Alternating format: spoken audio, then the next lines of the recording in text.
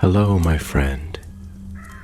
The world of magic, filled with legends and ancient tales, is opening its gates once again. Tonight, in the Gryffindor dormitory by the crackling fireplace, I will share another story with my friends. Join us, for the magic is about to come alive. The night air shimmered like a veil of silk, stretching across the forbidden forest in a hush of silver light. The castle behind her stood tall, its many windows glowing like soft candle flames against the sky. Luna Lovegood stood barefoot on the damp grass, her pale blue robes whispering around her ankles, her head tilted just slightly to the side as if listening for a voice no one else could hear. She had heard it before, of course, the whisper in the wind, the almost song that drifted between the trees, curling around the trunks like invisible ribbons. It had started as a hum, no more than a flicker at the edges of her mind, but tonight it was calling her name. Luna. The sound was neither urgent nor alarming.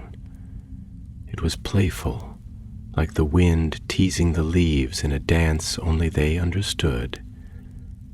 Luna smiled, tucking her wand behind her ear as she always did, and stepped forward into the trees. She had always loved the Forbidden Forest, though most students at Hogwarts spoke of it in hushed voices, fearful of the creatures that lurked in the dark. But Luna knew that darkness was only frightening if you let it be. The trees here were ancient, their roots tangled deep in forgotten secrets, their branches stretching up to catch the murmured stories of the stars. And the creatures, well, the creatures were misunderstood more often than not. Her feet made almost no sound as she walked, moving deeper into the quiet hush of the woods.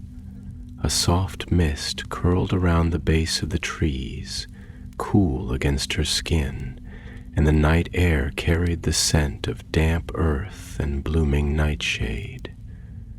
Every so often, Luna caught glimpses of movement, silhouettes slipping through the shadows, golden eyes blinking curiously from between the leaves, bowtruckles perhaps, or something even more peculiar.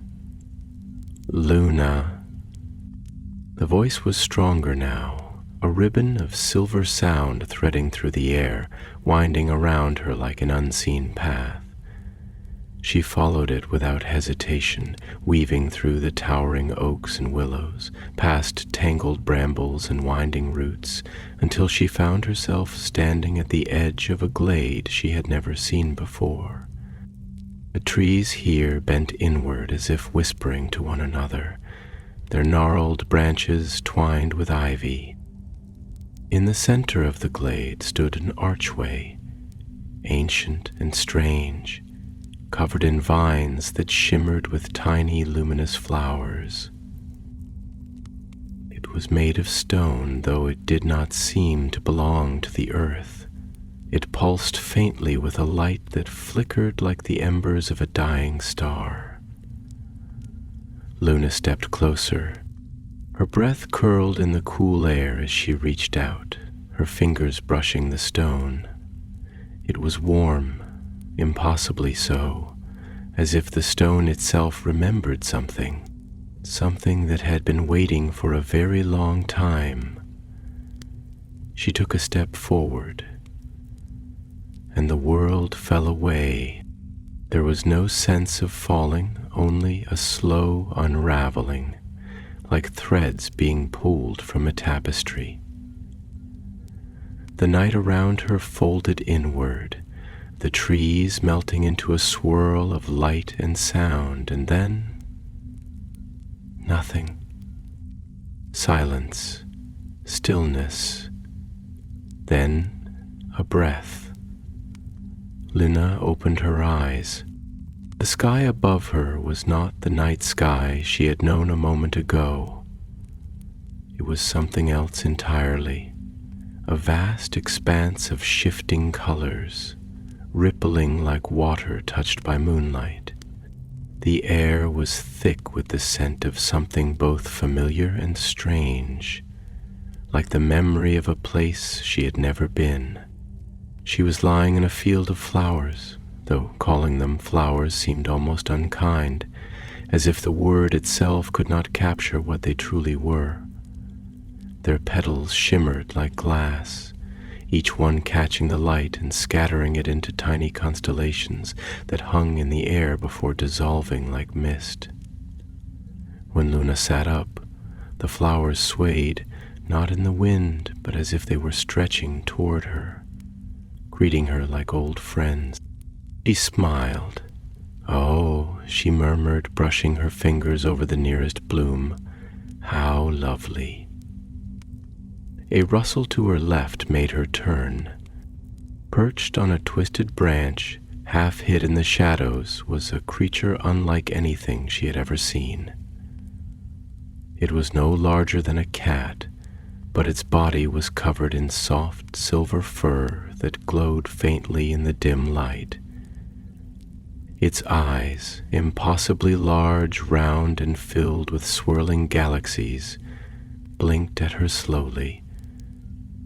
Its wings, delicate and paper-thin, shimmered with colors that shifted each time it moved. Luna tilted her head. "Hello." The creature did not respond in words, but she felt its voice nonetheless, an echo in her mind, a ripple in the air around her. "You have come?" Luna nodded. "Yes, I believe I have. Did you follow the wind?" She thought about this for a moment before smiling. "No, I think I followed a whisper." The creature blinked, then unfurled its wings, fluttering down from the branch to land lightly before her. It moved with the fluid grace of something that belonged to no one time, no one place. "You are not lost," it murmured, tilting its head, "but you are not found yet either." Luna considered this. "That's a very nice way of putting it." The creature made a soft chittering sound, something like laughter, if laughter could be spun from stars. Then, without another word, it turned and began to move, its wings catching the strange light of the sky. Luna followed. The air in this place was thick with magic, not the kind she had known at Hogwarts, the kind found in books and wands and incantations. This magic was older, woven into the very fabric of the world around her. The sky shifted above them, rippling with color, and the ground beneath her feet hummed faintly, as if it was alive. The creature led her through fields of whispering flowers, past trees whose leaves sang in voices made of wind, through streams that carried the light of the stars in their currents. Every step she took felt like a step deeper into something vast and ancient, a dream stitched together from forgotten things. And then, at the edge of a great silver lake, the creature stopped. It turned to her, its eyes swirling like the galaxies above. "You have come to the land of wonders, Luna Lovegood." Luna's breath caught. She had read of places like this in books, heard whispers of them in old stories told by witches and wizards who half believed their own words. A place that existed between things, between dreams and memories, between waking and sleeping. She smiled, stepping forward until the tips of her toes touched the edge of the lake. The water shimmered, reflecting not the sky above, but something else entirely. images shifting and dancing, like the flicker of a memory long buried. "Yes," she murmured, "I think I have." And in the depths of the lake, something stirred. The lake stretched before her like a great silver mirror, its surface shimmering with the soft glow of something unseen, something that was not quite light, but not quite shadow either. It was a kind of memory made liquid, a thought cast into the world and given weight, the reflection of something both distant and near, like a dream that lingers upon waking but slips away the moment you try to grasp it. Luna stood at the water's edge, her bare feet sinking slightly into the cool, yielding earth, and she felt, in a way she could not entirely explain, that she was standing not at the beginning of something nor at the end, but at a place where time had folded in on itself, where all things, past, present, and possible, were woven into a single humming thread that stretched beyond the reach of understanding. The air smelled of something impossibly old, like the pages of a book written before the first word had ever been spoken. The sky above her, vast and strange, pulsed with colors that had no name, each one bleeding into the next in an endless tide of shifting hues. It was not merely a sky, but something deeper, something alive, something that watched and listened, though whether it did so with curiosity or indifference, Luna could not say. But she had never minded being watched, not in the way that most people did. There was something reassuring in knowing that the world was full of unseen eyes, of quiet presences that bore witness to all things, even the smallest of moments. She tilted her head, watching the lake with the same quiet fascination she had for creatures that most people dismissed as imaginary. The surface did not reflect the sky above, nor the trees that lined its shore, nor even Luna herself, though she was standing close enough that her toes nearly touched the rippling edge. Instead, the water showed something else entirely, something deeper, something older. Shapes swirled beneath its surface, shifting like clouds caught in an unseen current. They were not images in the way a mirror might show them, but echoes, fragments of something just beyond understanding, thoughts caught in the act of becoming. Luna let out a breath, soft as the whisper of wind through the leaves, and the creature beside her, its wings folded neatly against its shimmering body, stirred, watching her with those great, endless eyes. It did not speak at first, but she felt its presence in the way the air thickened around her, in the way the ground beneath her feet seemed to hold its breath. Then, after a moment that stretched like the space between heartbeats, it spoke, not in sound, but in thought, in the quiet press of a voice that was not quite a voice against the edges of her mind. "You are standing at the place where memory meets the unseen," it murmured, its words woven of mist and starlight. "Here, the past is not behind you, nor is the future ahead. They are all around you, waiting to be noticed."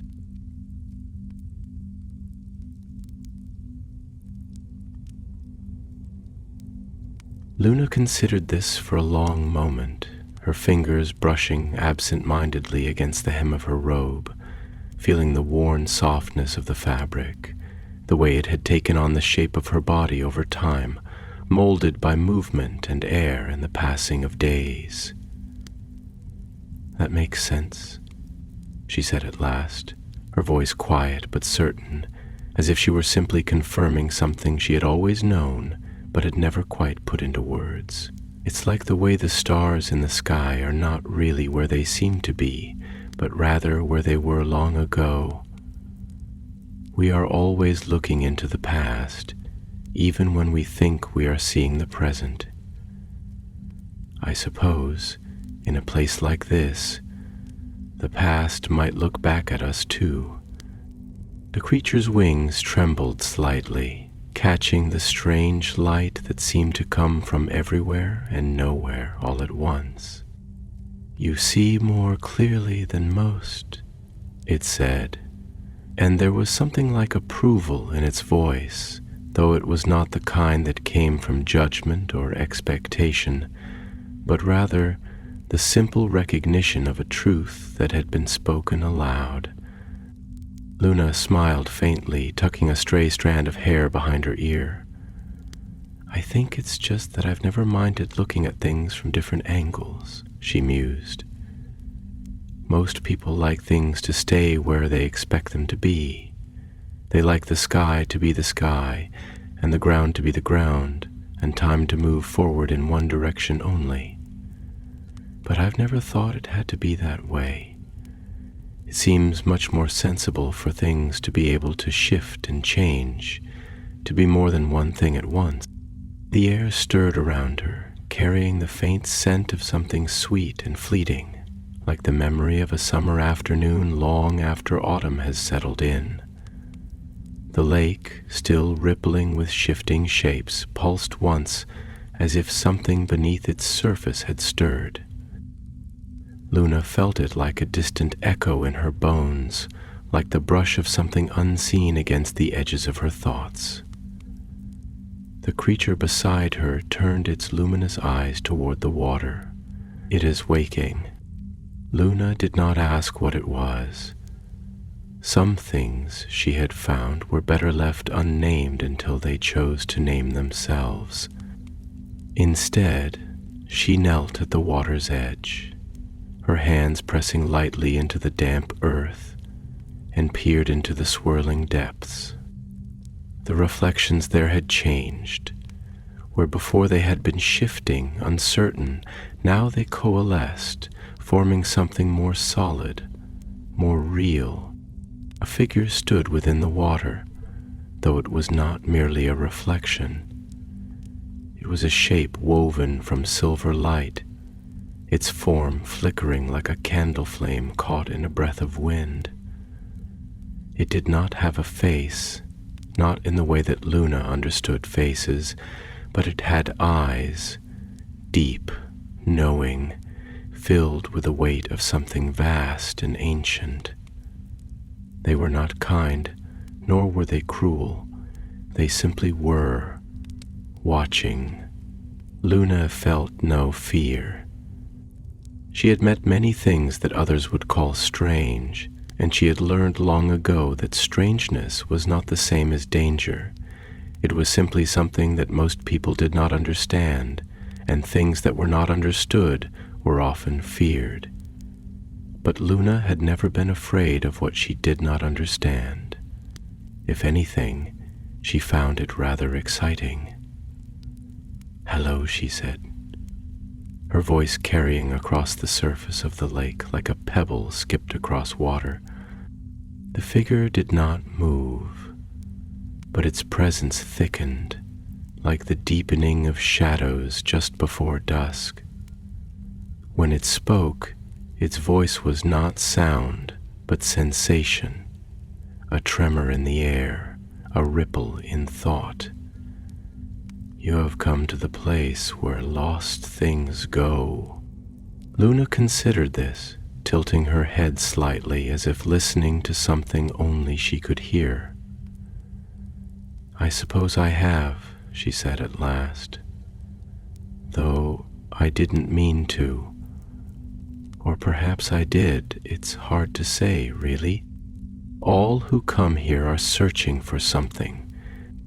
Luna traced her fingers lightly over the surface of the water, watching as the ripples spread outward, distorting the reflection of the figure for a moment before it reformed itself. I don't think I'm searching for anything, she admitted, though there was no hesitation in her voice, only quiet thoughtfulness. I think I'm simply here because I was meant to be, and perhaps that's the same thing in a way. The figure was silent for a long moment, and the air around her hummed with something unspoken, something vast and unseen. Then finally it spoke again, its voice softer now, almost curious. Then let us see what the land of wonders holds for you, Luna Lovegood. And the lake swallowed the stars. The lake swallowed the stars, and in the hush that followed, Luna found herself standing on the edge of something that was neither dream nor waking, neither past nor future, but a moment suspended between what had been and what might yet be. The air around her had changed. Where before it had carried the soft scent of forgotten things, old parchment and the last breath of summer, it now held a strange stillness, a quiet that pressed against her skin like the weight of unseen eyes. The trees at the edge of the glade seemed to lean in closer, their ancient trunks whispering to one another in a language of rustling leaves and shifting roots, as if they too were waiting to see what would unfold. The sky above, though still vast and rippling with impossible hues, had grown heavier, like the silence before a storm, its colors deepening into shades of indigo and violet, threaded with silver veins that pulsed like the slow beat of some unseen heart. Luna did not move. She stood at the water's edge, her reflection wavering upon the surface, though not in the way a reflection should. It was not merely her image that stared back at her, but something else, something layered, something old, a version of herself that had always been here, perhaps, waiting for her to arrive. Or maybe it was something deeper still, something she had carried with her all along. She watched the flickering silhouette with quiet curiosity, noting the way its outline shimmered at the edges, as if she were looking at herself through a veil of mist, or through time itself. "You are not afraid," the voice from the water observed, though it was not a question.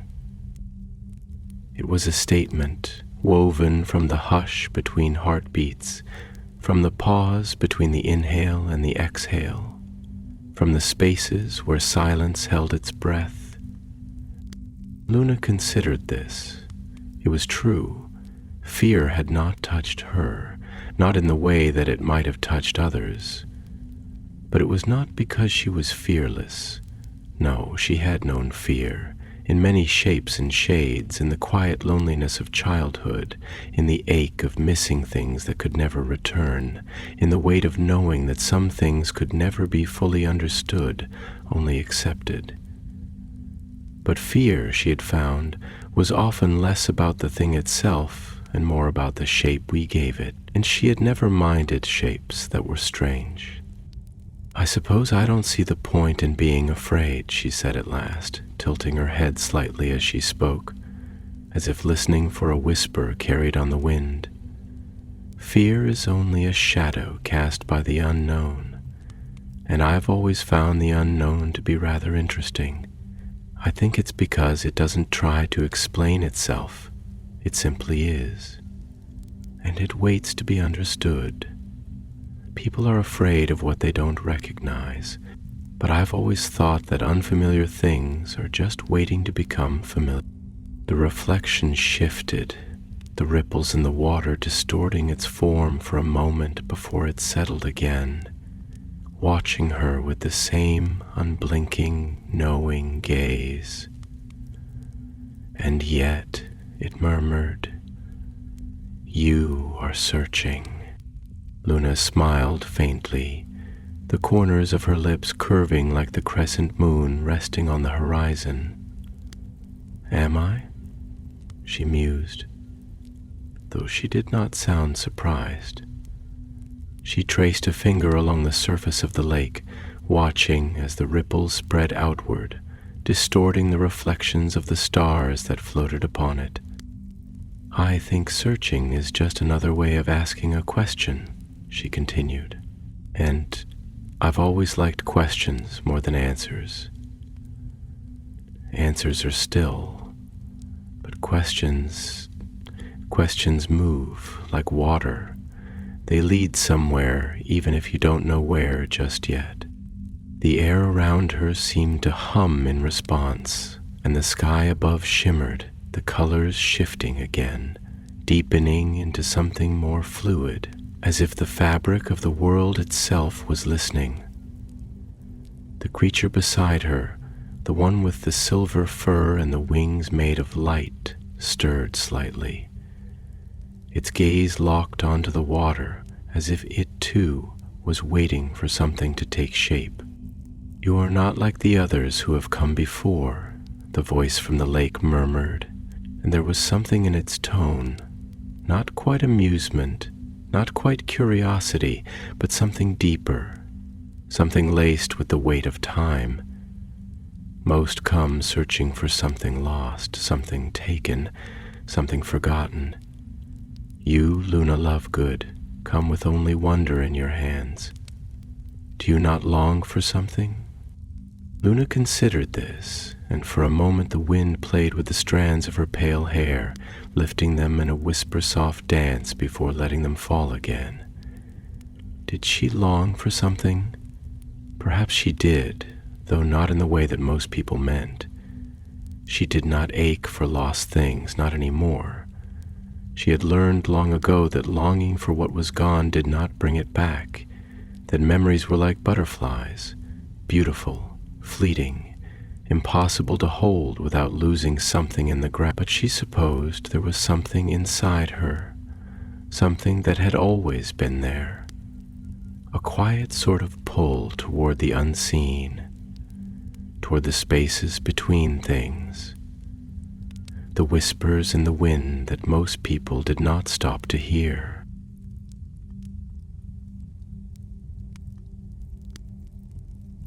"I think longing is just a way of reaching," she said at last, her voice thoughtful, quiet, as if she were speaking not just to the figure in the water, but to the night itself.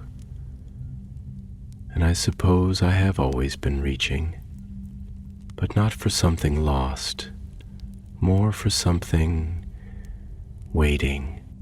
The reflection in the water stilled, the ripples smoothing into something like glass, and for the first time, Luna felt the weight of the presence before her shift, as if it had been expecting something else, something different. The air thickened, the silence stretching, and then, just as the sky above deepened into something impossibly vast, the figure in the water spoke again. "Then come, Luna Lovegood," it whispered, and this time the words did not carry the weight of curiosity nor the distance of observation. This time they were an invitation. "Come and see what waits for you beyond the veil." And before she could reply, before she could ask what lay beyond, the world around her rippled, the air itself shifting like fabric caught in a slow-moving current, and the ground beneath her feet dissolved. There was no falling, no sharp descent, no sudden jolt of movement. There was only the sensation of stepping through a door she had not seen before, of passing from one breath to the next without truly knowing where one ended and the other began. The glade, the lake, the strange Silver Age creature beside her, they all folded away, vanishing like mist burned away by the first light of morning, and Luna found herself in a different place entirely. The air here was thick with the scent of something warm and old, like parchment and candle wax, like the quiet hush of a room that had been left undisturbed for centuries. Above her there was no sky, only an expanse of endless, flickering stars, strung together like beads on an unseen thread, each one pulsing softly, as if whispering secrets to the dark. Around her, great towers of books stretched impossibly high, their spines worn with time, their pages humming with something she could not quite name. The floor beneath her feet was smooth, polished, reflecting the light of the stars above like a great river of glass. She turned slowly, taking it all in, the weight of something vast pressing gently against her thoughts. She did not know this place, and yet she did. She had stepped into the library of lost stories, and in the silence the books turned their own pages. The library of lost stories stretched endlessly in all directions, its corridors winding like the roots of an ancient tree, spiraling downward into the unseen depths below and climbing upward into the stars themselves. The bookshelves were impossibly tall, their spines pressed close together, heavy with the weight of forgotten knowledge. The air was thick with the scent of old parchment and ink, mingled with something older still, the whisper of time itself, woven into every page, pressed into the very walls of this place. Luna stepped forward, her fingers brushing lightly over the nearest shelf, and the books beneath her touch stirred, their pages shifting as though they were waking from a long slumber. The floor beneath her feet was not stone, nor wood, nor any material she had ever known. It was smooth like polished glass, yet it rippled faintly beneath her steps, as though the library itself was breathing, adjusting to her presence. High above, the ceiling was not a ceiling at all, but a vast expanse of endless night, strung with constellations that shimmered and pulsed in patterns too intricate to be mere coincidence. The stars here were not fixed. They drifted like fireflies in a summer meadow, shifting and reforming, as if they were arranging themselves into words too grand and complex to be read in a single glance. Luna tilted her head, watching the celestial dance unfold above her, and for a moment she felt as though she was standing at the heart of a great and endless story, one that had begun long before she arrived and would continue long after she left, its pages turning in quiet, patient certainty. "'Tis not often that the living find their way here," came a voice, low and measured, woven from the hush of turning pages and the distant murmur of stories left untold. Luna turned, and before her stood a figure unlike any she had ever seen. It was not man nor beast, not holy light nor holy shadow. It was tall, draped in robes that shifted like liquid ink, flowing in patterns too fluid to be mere fabric.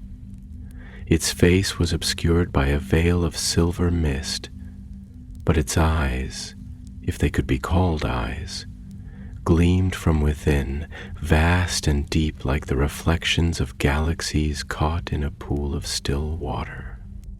She considered the figure for a long moment, unhurried as though examining the shape of a thought before speaking it aloud.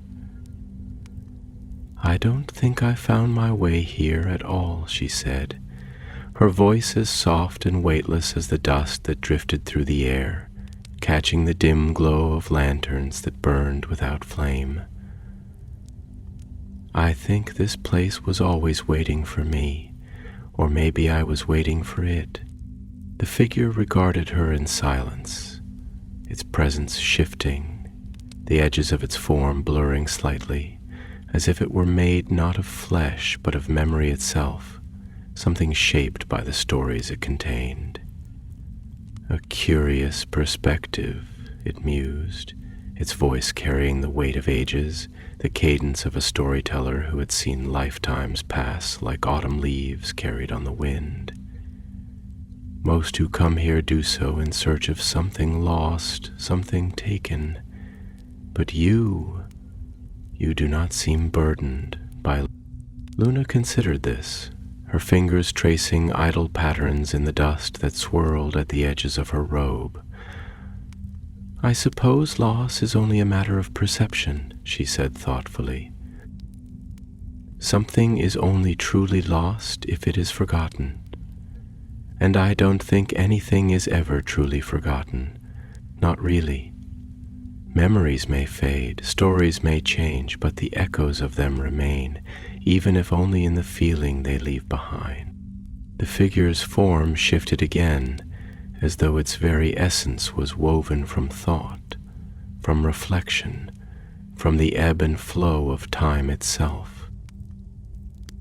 Then tell me, it said, and there was something in its voice now, something like the quiet unraveling of a great and ancient question, something vast and patient, waiting to be answered. If nothing is ever truly forgotten, then what of the stories that were never told? What of the words that were left unspoken, the thoughts that were never shared, the dreams that were abandoned before they could take shape? Do they linger too, waiting in the spaces between things? Luna's gaze softened, her eyes reflecting the stars above, though they did not mimic them. No, it was something else, something deeper. I think they do, she said, her voice gentle, carrying the weight of quiet certainty. I think all things that are imagined are real, even if only for a moment. A thought once thought exists, even if no one else hears it. A story once dreamed has a shape, even if it is never spoken. And maybe, that's why this place exists. Not just for the stories that have been lost, but for the ones that were never given the chance to be found. The figure stood still for a long moment, and in the silence that stretched between them, Luna could hear the soft rustling of pages turning, the distant sigh of 1,000 untold stories stirring in their sleep. And then the figure extended a hand. Not quite a hand, not quite anything at all, but something in between, a gesture that was both invitation and question. Then come, it said, and let us see what stories wait for you here. Luna did not hesitate. She stepped forward, following the figure deeper into the library, past towering shelves and winding corridors, past books that whispered softly as she passed, their pages filled with words that had never been spoken. The air around her hummed with the weight of possibility, with the quiet anticipation of something just beyond the reach of understanding. As they walked, the space around them shifted subtly, as though the library itself was not a fixed place, but something fluid, something alive, something that breathed and moved with the turn of every page. The lanterns overhead flickered, casting long, wavering shadows that danced along the walls, and Luna felt for the first time the quiet press of something unseen, something vast and patient, watching from the edges of her awareness. You are not the first to come here, the figure said after a time, its voice low, measured, carrying the weight of something deeper than mere knowledge. Others have wandered these halls before you, seekers of truth, of lost things, of answers that eluded them in the waking world. But not all who come here find what they seek. Some stories are not ready to be told. Some answers are not meant to be found.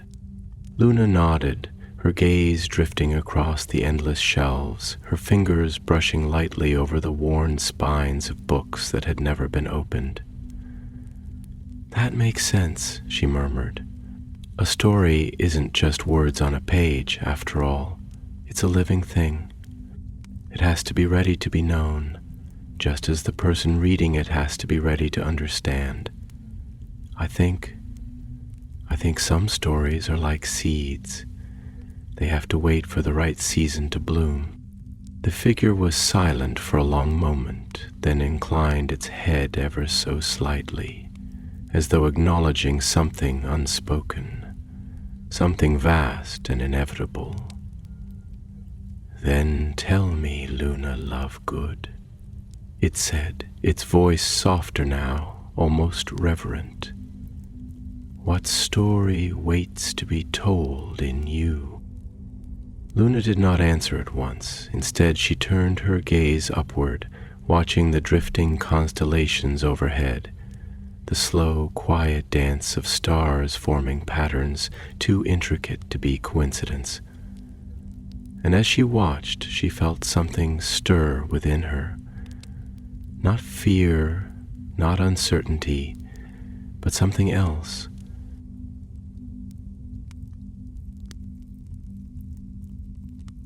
Something like wonder. And the books around her turned their pages. The library stretched endlessly before her, its shelves rising in impossible spirals, its corridors bending like the winding roots of some ancient slumbering tree. It was a place that did not follow the logic of the waking world. It did not obey the rules of space or time, nor did it yield to the expectations of those who wandered within its walls. The air was thick with the scent of parchment aged beyond memory, a scent that carried with it the weight of centuries, of forgotten words, of stories left untold. The very walls hummed with something like quiet anticipation, as if the books themselves were aware of her presence, as if they were waiting to be touched, to be opened, to be read. Luna walked slowly, her fingers trailing lightly along the spines of the books, her touch like the whisper of a breeze passing through the leaves of an ancient forest. Each book beneath her fingertips seemed to shift slightly, breathing in response to her presence, as though recognizing her, as though acknowledging that she had come not as a mere visitor, but as someone who understood that stories were not simply ink upon paper, but living things, fragile and fierce, waiting to unfold. Above her, the ceiling was not a ceiling at all, but an expanse of sky that pulsed with the glow of distant constellations. The stars moved, rearranging themselves in slow, deliberate patterns, as if rewriting their own stories in the darkness of the void. The figure beside her, the librarian, if such a thing could be named, moved with the grace of a shadow slipping between candle flames. Its robes, black as ink, flowed in seamless waves, blending with the dim light, shifting like liquid thought. Its face remained obscured, hidden behind a veil of silver mist, but its presence was not oppressive, nor was it menacing. It was patient, steady, like the turning of a great clock that measured time not in seconds or hours, but in stories that had yet to be spoken. "You have walked farther than most," the librarian said at last, its voice neither loud nor soft, but something that wove itself into the air, something that did not simply speak but existed within the very fabric of this place. "Few reach this part of the library, for not all who come here are ready to face the weight of the stories that wait in these halls." Luna did not respond immediately. Instead, she let her gaze wander over the endless shelves, taking in the way the lanterns flickered, their golden glow casting long, fluid shadows against the rows of books. The silence was not empty here. It was thick, rich with possibility, with the hushed murmurs of pages turning themselves somewhere in the distance, with the soft exhale of time, moving in ways she could not quite comprehend. She considered the librarian's words, let them settle in her mind like ink seeping into parchment. "I don't think stories wait for people the way people wait for stories," she said finally, her voice carrying the gentle lilt of someone speaking a thought aloud for the first time. "I think stories are always there, whispering at the edges of things, waiting to be heard, waiting for someone to notice them. But most people are too busy searching for something they expect to find, so they don't hear the stories that are already there just beneath the surface of things." The librarian turned slightly, the silver mist that veiled its features shifting, though whether in contemplation or curiosity she could not tell. "You believe stories are alive, then?" Luna nodded, her fingers still tracing the spines of the books as she walked. "Yes. Or at least, I believe they have life in them in the way that thoughts do, or memories, or dreams. A story doesn't stop existing just because no one is reading it. It lingers, it waits, it changes in the space between words, and I think that's why some stories call to certain people and not others, because they know who is ready to listen." The librarian was silent for a moment, and in that silence the library itself seemed to shift, the air growing heavier, as though the very walls were leaning in, listening. When it spoke again, its voice was softer, thoughtful, carrying something that might have been the weight of understanding. "And what of the stories that are never told? The ones that fade before they are ever spoken? The ones that slip away like forgotten dreams? Do you believe they are lost?" Luna stopped walking then, her hands resting gently against the worn leather binding of a book that seemed older than the stars above. She thought of the spaces between words, of the gaps between thoughts, of the way memories blurred at the edges, shifting like mist over water. She thought of the things people forgot, not because they did not matter, but because time had a way of stealing what was not held tightly enough. And then she thought of the way stories lingered, even in the smallest ways, even in the faintest echoes. "I don't think anything is ever truly lost," she said finally, her voice quiet but certain. "Not really. Even things that seem forgotten leave traces behind. A thought once thought never truly disappears. A story once imagined still exists, even if only in the space it might have occupied. And maybe that's why places like this exist, to hold the stories that were almost told, the ones that never had the chance to be written but still wanted to be known." The librarian was very still, and for a long moment the only sound was the distant rustling of unseen pages, the slow creak of the ancient shelves settling around them. Then, with emotion so fluid it seemed almost unreal, it lifted a single hand, a hand that was not flesh, not bone, but something else entirely, something woven from the same fabric as the stories that filled these halls. It reached toward the nearest shelf, and with a single touch, a book slid free from its place, hovering in the air for a moment before drifting gently downward, coming to rest in Luna's waiting hands. She looked down at it, the cover worn and unmarked, its spine bearing no title, no name.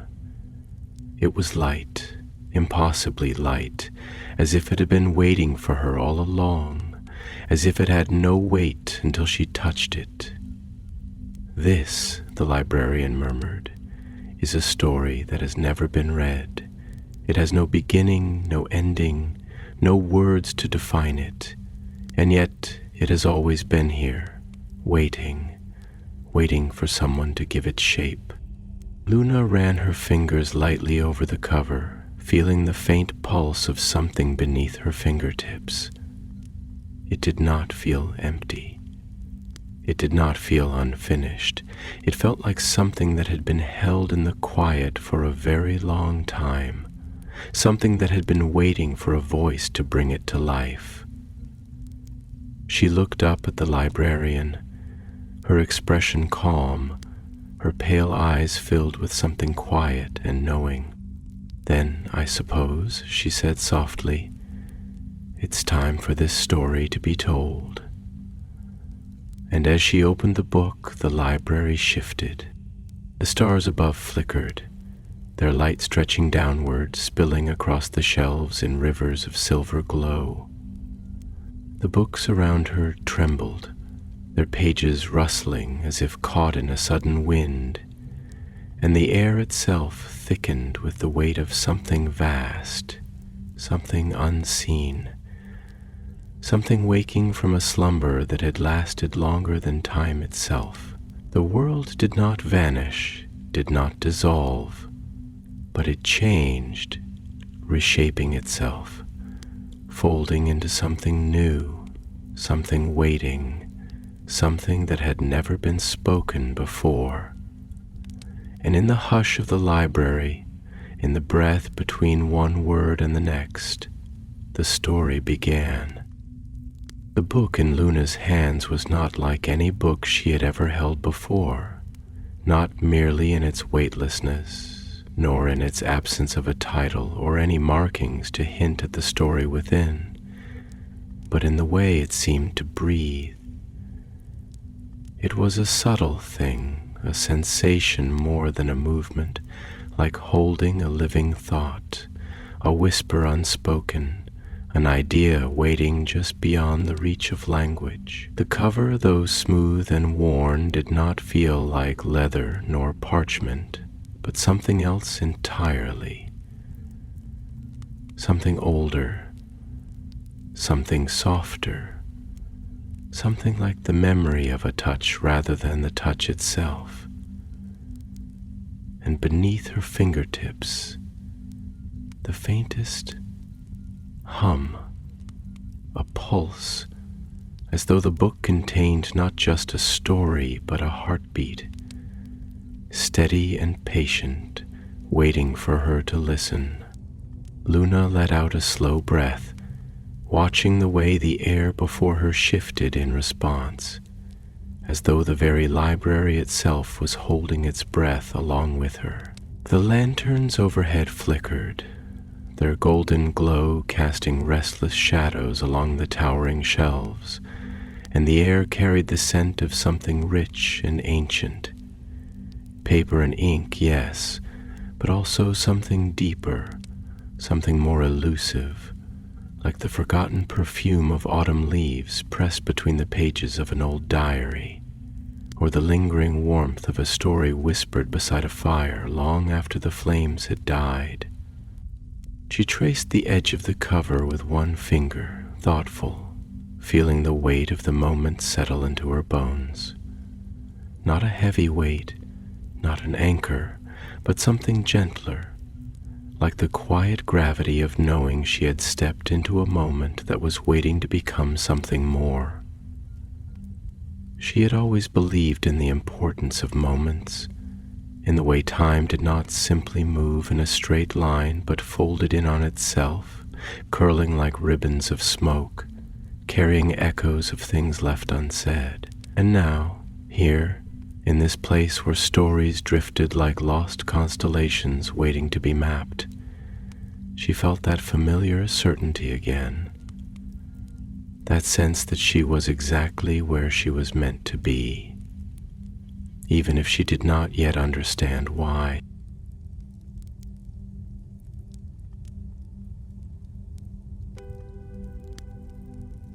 You hesitate, the librarian murmured beside her, its voice smooth and endless, woven from the hush of turning pages, the sigh of ink settling into parchment, the quiet murmur of stories that had never been told.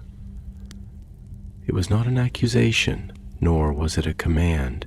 It was a simple observation, delivered with the patience of someone who had long since abandoned the notion of urgency, of beginnings and endings, of anything so linear as time.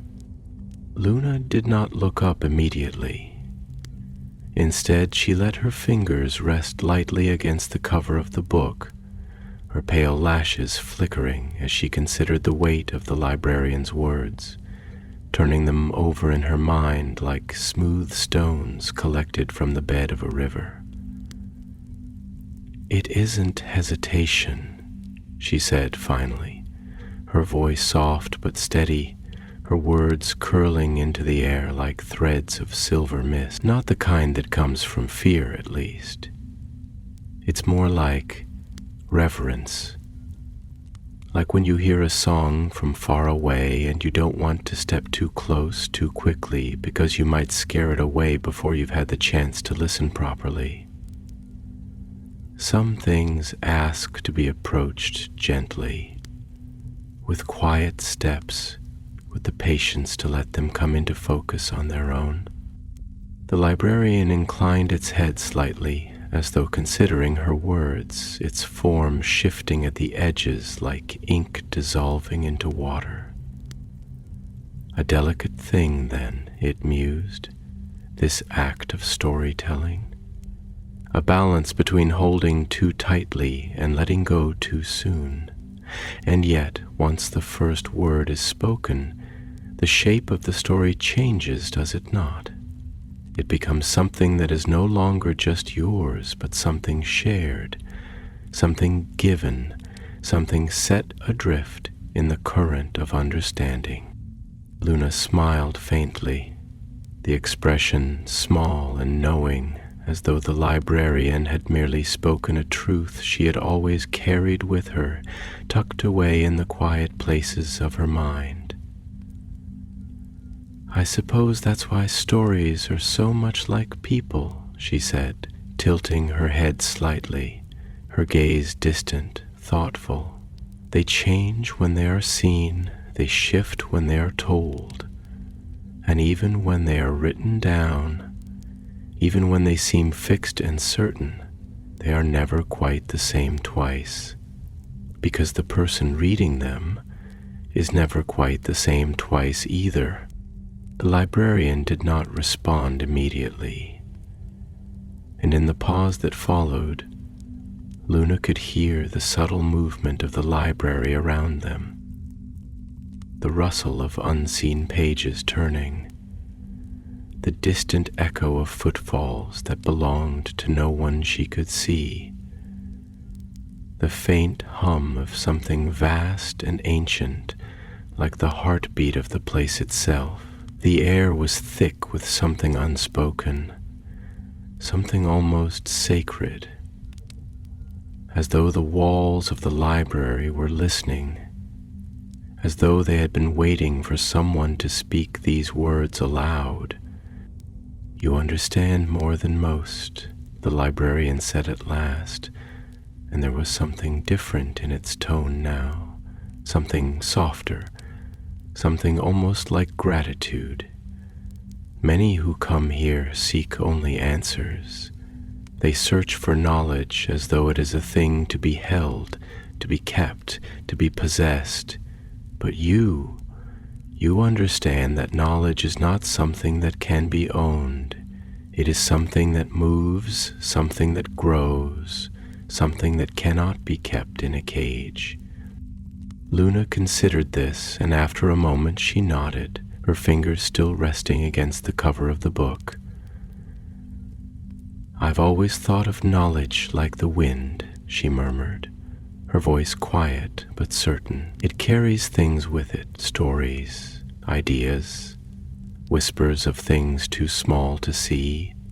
It moves through the world in ways we don't always notice, and sometimes, if you're still enough, If you're listening in the right way, you can catch pieces of it as it passes by.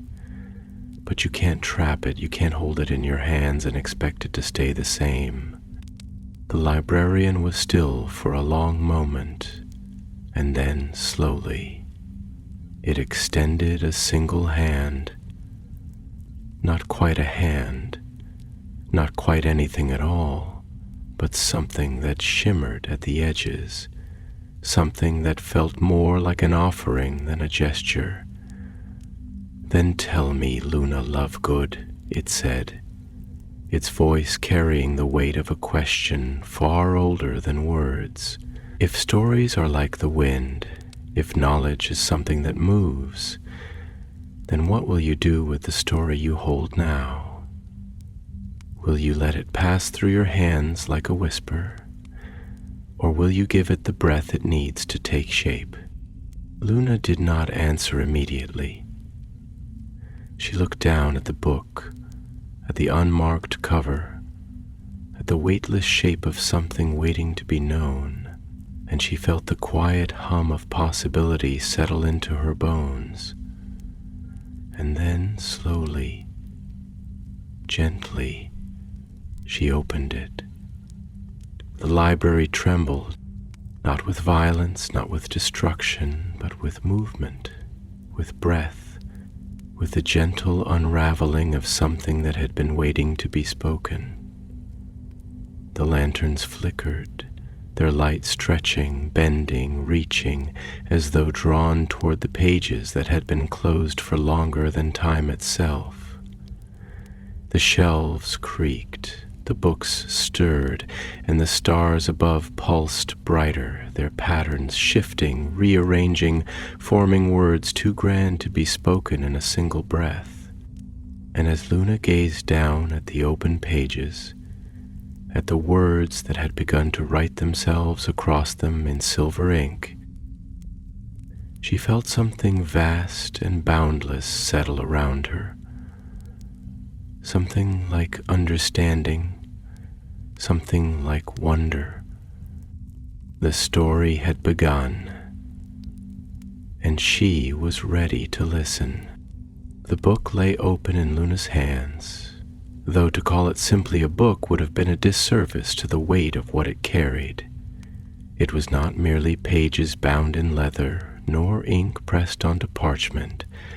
It was something more, something alive in a way that defied the simplicity of language, something that breathed in the spaces between words, something that did not simply contain a story but was a story, waiting to unfold. The air around her had changed, thickening with a quiet hum, as if the library itself had drawn closer, listening, waiting for the first word to be spoken aloud. The lanterns flickered, their golden glow stretching and bending, casting long, liquid shadows against the endless rows of bookshelves, while the stars above, those strange, wandering constellations that drifted like ink spilled across the sky, began to shift, rearranging themselves into patterns too intricate to be chance. The pages were blank, at least that was how they seemed at first.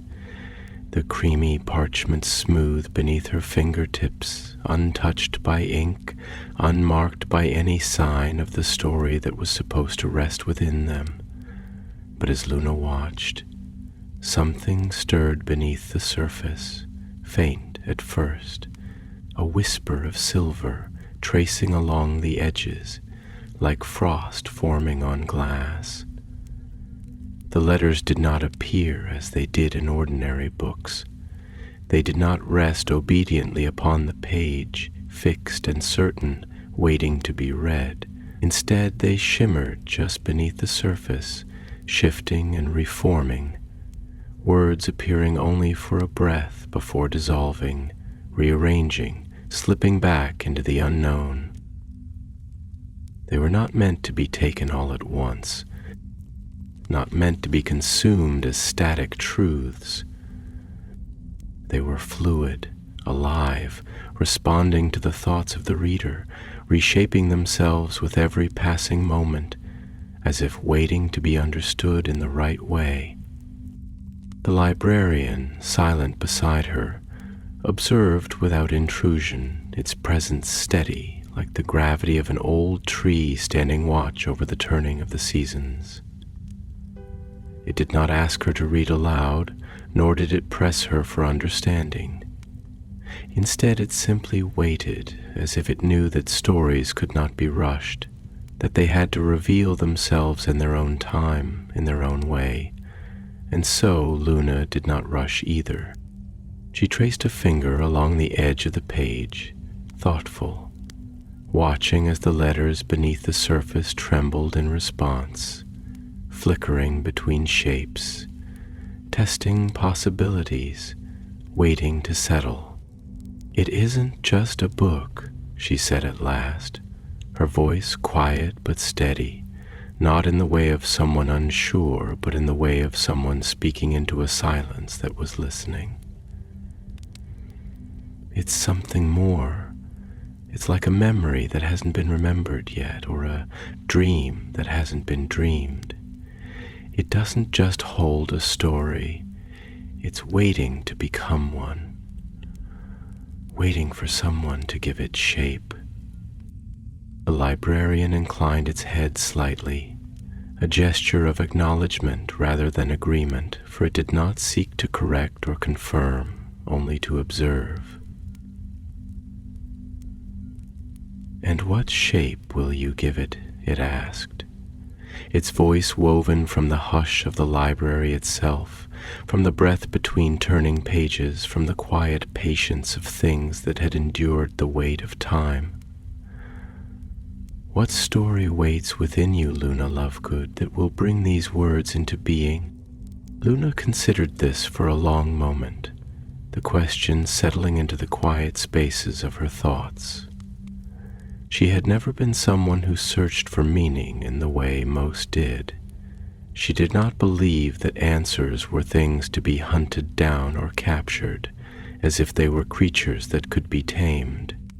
Instead, she had always thought of meaning as something that revealed itself in the stillness, something that had to be noticed rather than found. And now, here, in this library of stories never told, with this book that was both empty and full at once, she felt the same quiet certainty she had always known, that understanding was not something that could be forced, only allowed.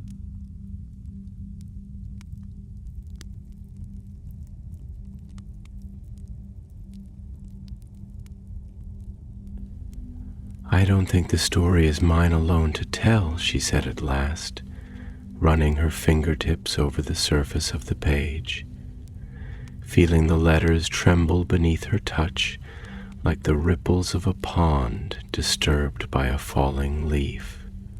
"I think it's something that already exists, something that has been waiting. I think all stories are like that in a way. They aren't things we create out of nothing, but things we uncover, things we remember into being.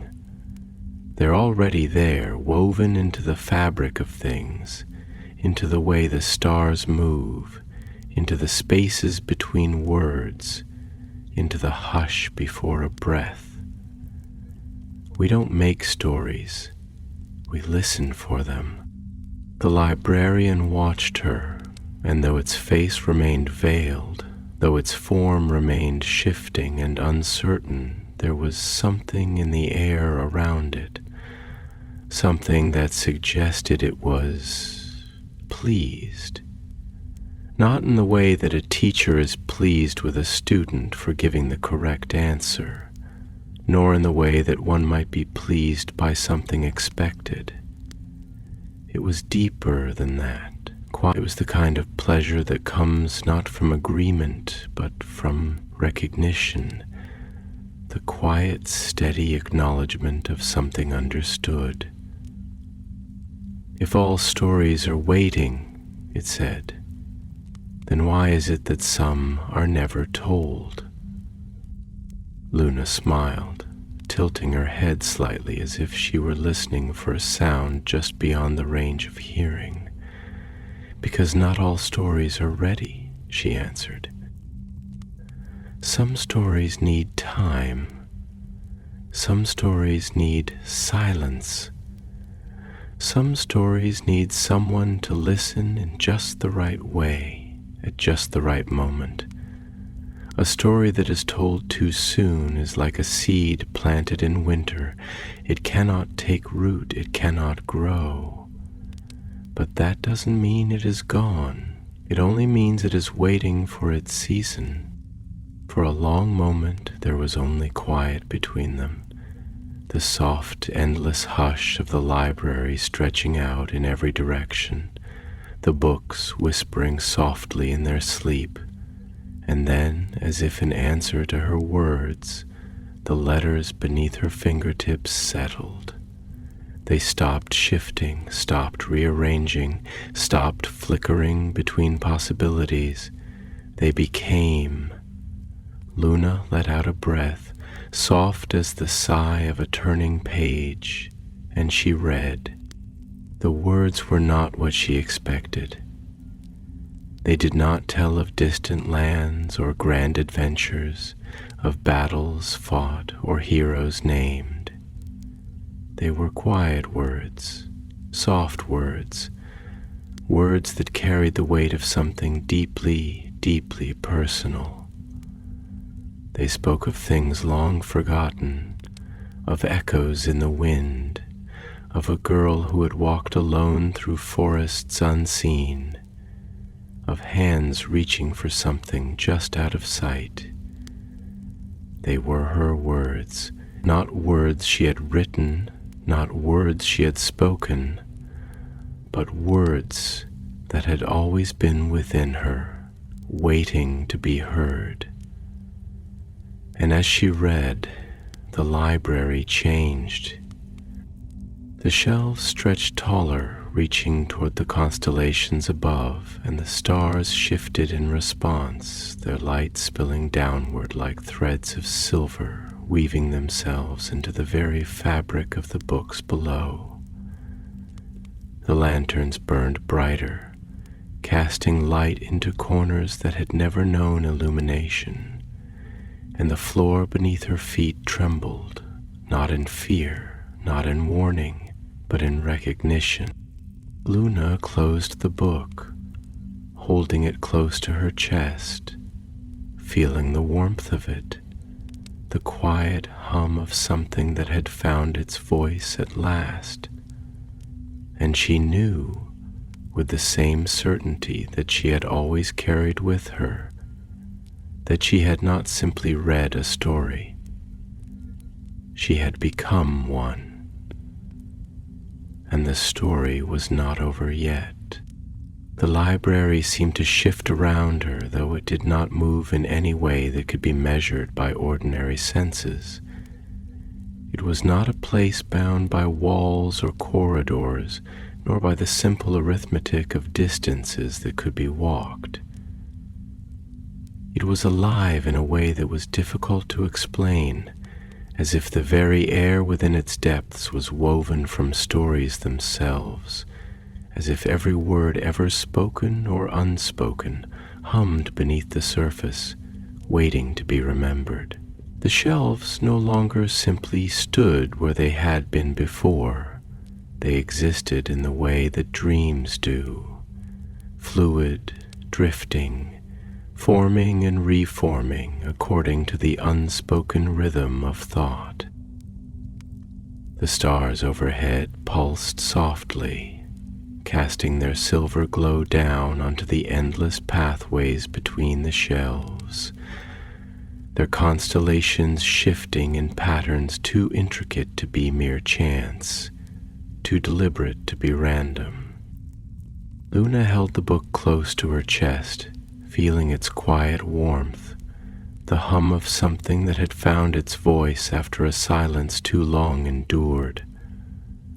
It was not heavy, not in the way that books often are, but it carried a weight nonetheless, the weight of something that had waited, the weight of something now known.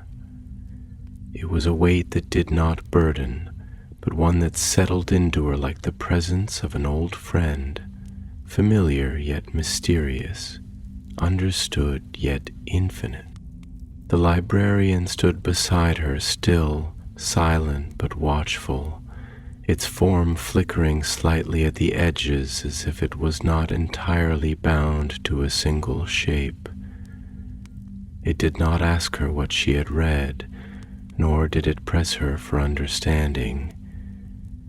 It simply waited, patient as time, steady as the pages of a book that would always be there when one was ready to read.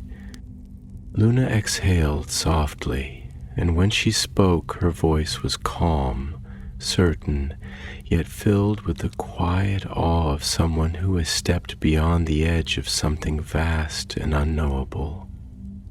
"Stories do not just shape the world," she murmured, her fingers tracing absent patterns along the spine of the book. "They are the world, aren't they? They are the structure upon which everything else is built, the thread that binds together everything that has ever been, everything that ever will be, every thought, every moment, every dream that has ever been carried on the breath of someone's mind. It is all part of the same great telling, part of a story too large to see all at once."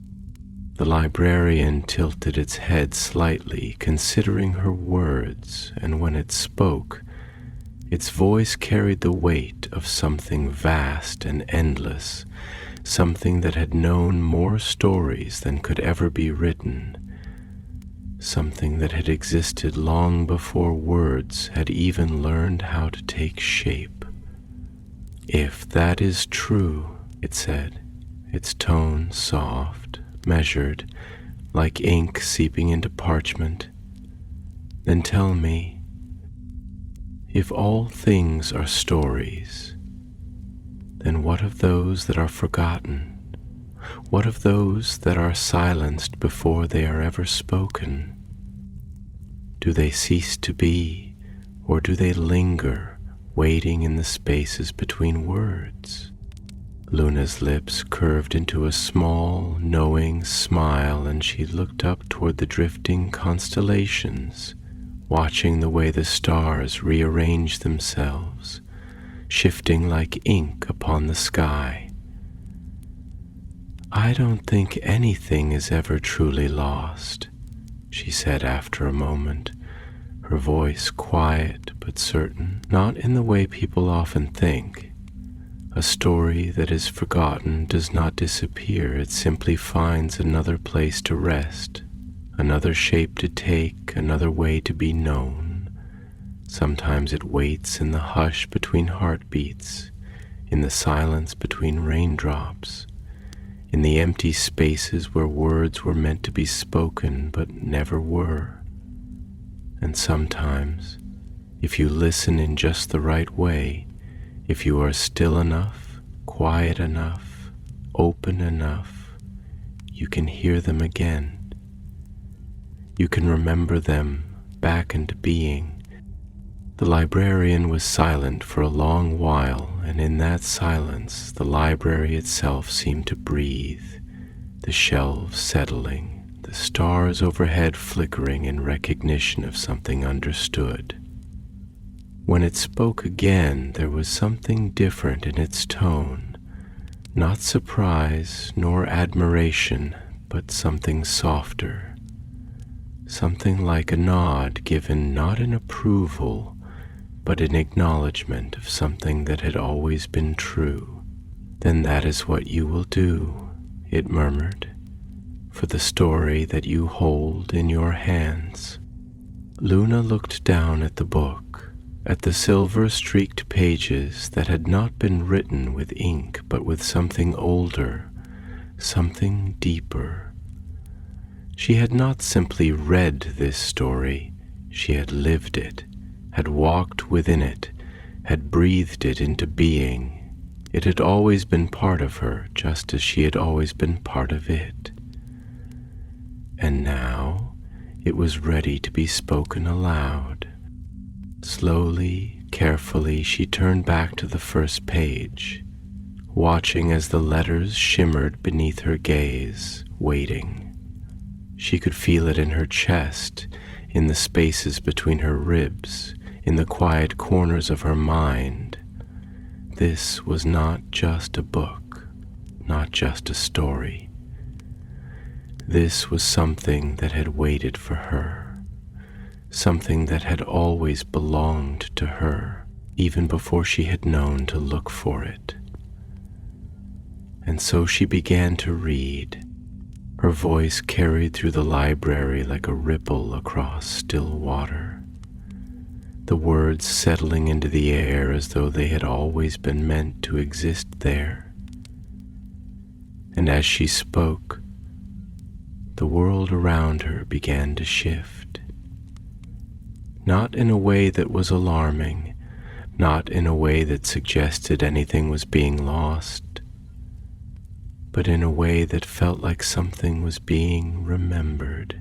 The walls of the library stretched higher, the shelves shifting in quiet recognition, and the lanterns burned brighter, their golden glow casting long ribbons of light into the spaces between the books.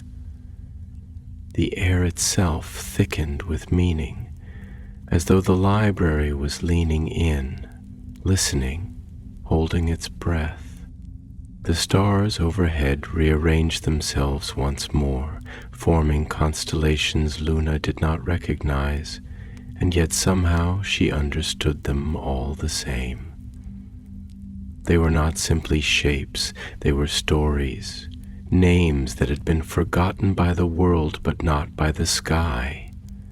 And as she read, she felt the threads of those stories weaving into her own, binding themselves to her, not as chains, but as something deeper, something quieter, something like belonging. When she reached the final word, when the last syllable slipped from her lips and settled into the hush, there was a moment of silence so deep, so profound, that it felt as though the entire universe had paused to listen.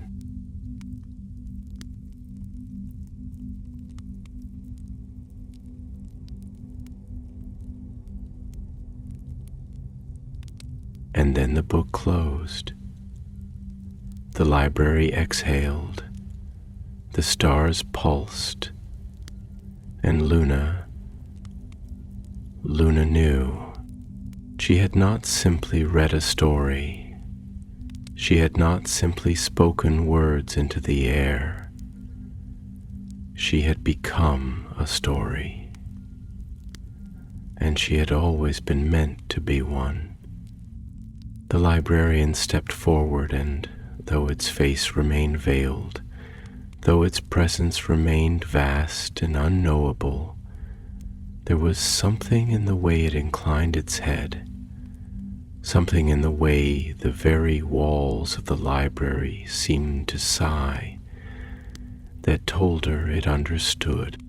"You have given it voice," it said, and though the words were simple, there was something beneath them, something ancient, something weighty, something vast, and now it will never be forgotten.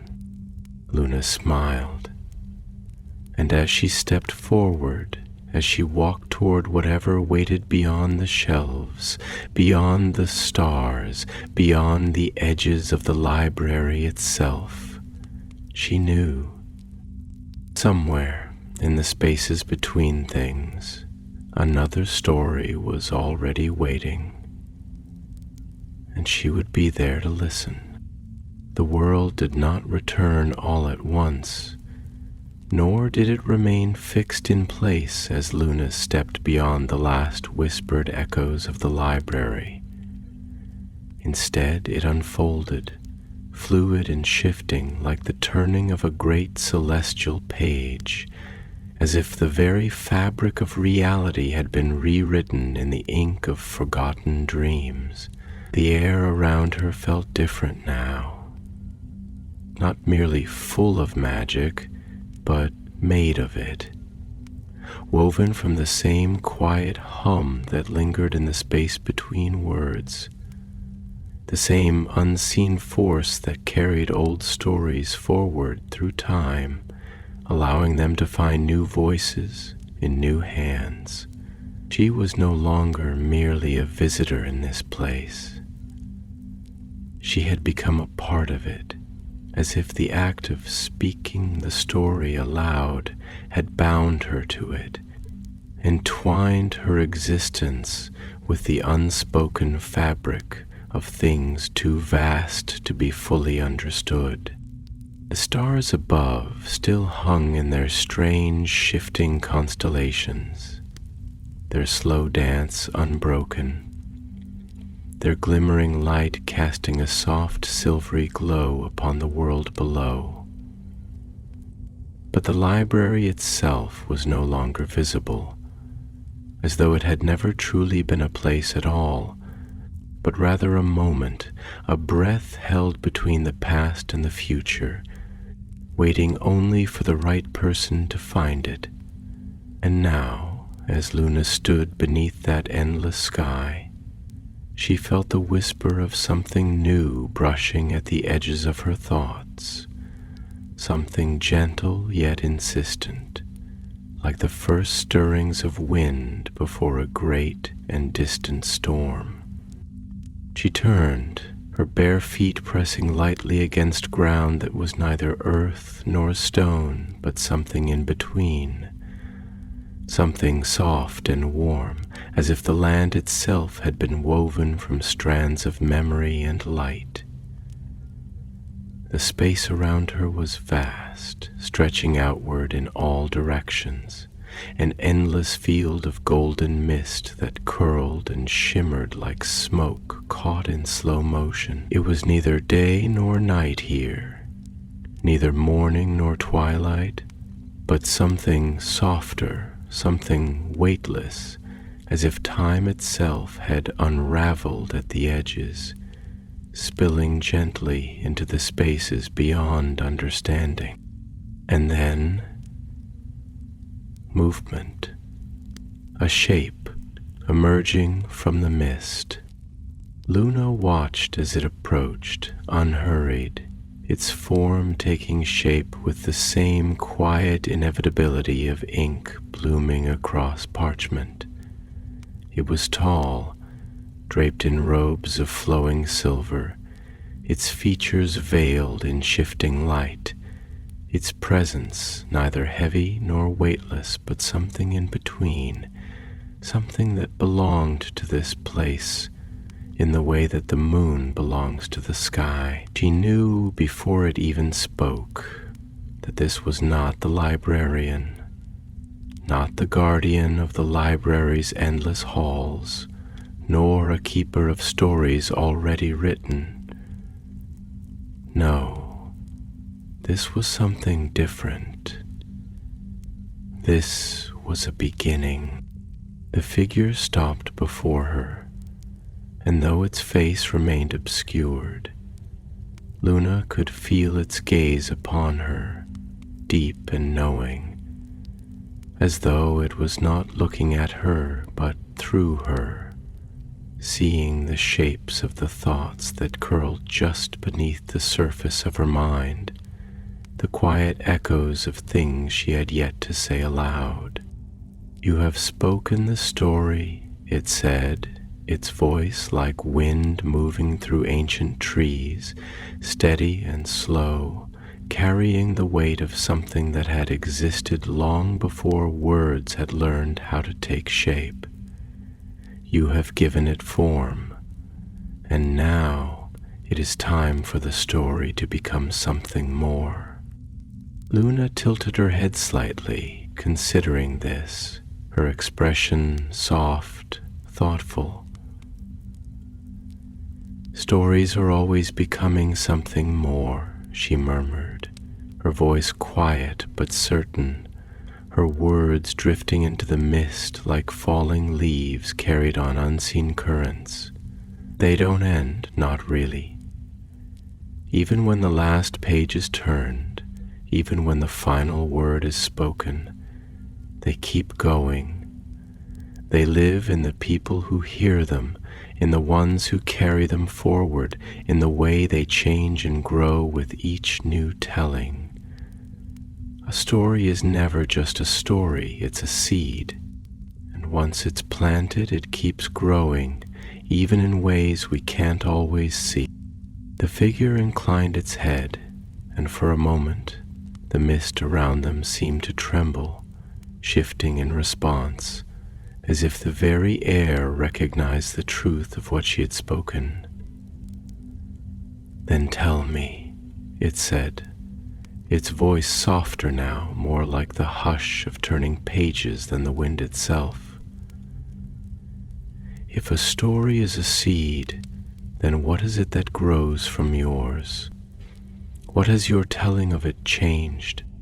Luna considered this, closing her eyes for a moment, letting herself feel the weight of the question, not just in her mind, but in her bones, in the quiet spaces of her thoughts, where meaning was not something to be found, but something to be allowed. She thought of the book, of the way the words had settled beneath her fingertips, waiting to be given voice. She thought of the library, of the endless shelves filled with stories yet to be read, of the way the very stars had seemed to lean in, listening, watching, waiting. And then she thought of herself, not just as she was in this moment, but as she had always been, the girl who had never quite belonged to the world in the way others did, the girl who had always seen things differently, who had always listened for the whispers in the wind, who had never been afraid to believe in the things that others dismissed as impossible. And she smiled. "I think," she said finally, opening her eyes, "that the story has changed me." The figure was silent for a moment, and then, slowly it raised one hand, pale and luminous, shifting at the edges like mist dissolving into dawn. And with the smallest movement, it gestured toward the space around them, toward the vast expanse of golden mist that stretched outward in all directions. And the world changed. The mist began to unravel, not in the way that something falls apart, but in the way that something unfolds, revealing what had always been waiting beneath. And as it cleared, Luna saw everything, the vastness of the land of wonders in its full, breathtaking form, stretching out before her like an open book, waiting to be read. There were forests of silver trees, their leaves whispering in voices too quiet to understand, rivers of light winding through valleys that shimmered with color, carrying reflections of places that had never existed in the waking world, towers made of stars rising toward the sky, their windows glowing with the flicker of stories yet to be told. It was beautiful, it was endless, and somehow, impossibly, it felt like home. The figure beside her stepped back, its form fading, dissolving into the space between moments, leaving nothing but a single, quiet whisper lingering in the air. "Go now, Luna Lovegood, and write your own story." And she did. She stepped forward into the vastness, into the unknown, into the story that had been waiting for her all along. And the stars watched, and the wind listened, and somewhere in a library that existed only in the spaces between words, a book turned its own pages. And it did not close, because some stories never do.